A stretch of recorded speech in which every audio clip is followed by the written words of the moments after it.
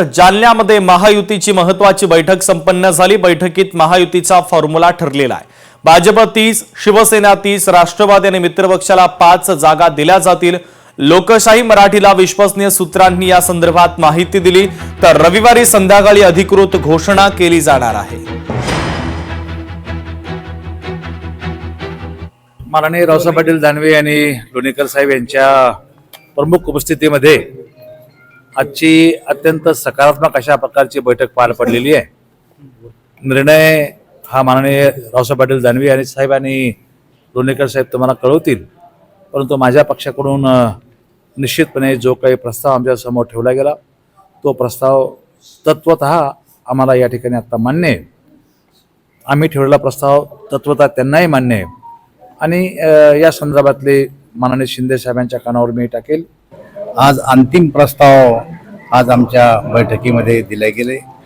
जो काही अंतिम प्रस्ताव आज आला त्यावर विचार करण्यासाठी पुन्हा एकदा आम्ही तिन्ही मित्रपक्ष एकत्र बसून शेवटचा निर्णय उद्या आम्ही करणार आहे। मला असं वाटतं की जी चर्चा आमची झाली ती अत्यंत सकारात्मक चर्चा झाली। तर जालन्यामध्ये महायुतीची बैठक संपन्न झाली। बैठकीत महायुतीचा फॉर्म्युला ठरलेला आहे।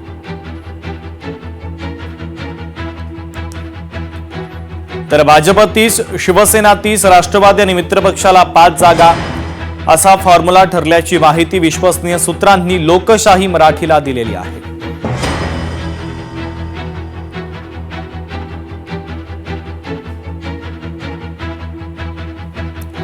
तर या बैठकीमध्ये महायुतीचा फॉर्म्युला ठरलेला आहे। लोकशाही मराठीला विश्वसनीय सूत्रांनी या फॉर्म्युलाच्या संदर्भात महत्त्वाची माहिती दिली आहे।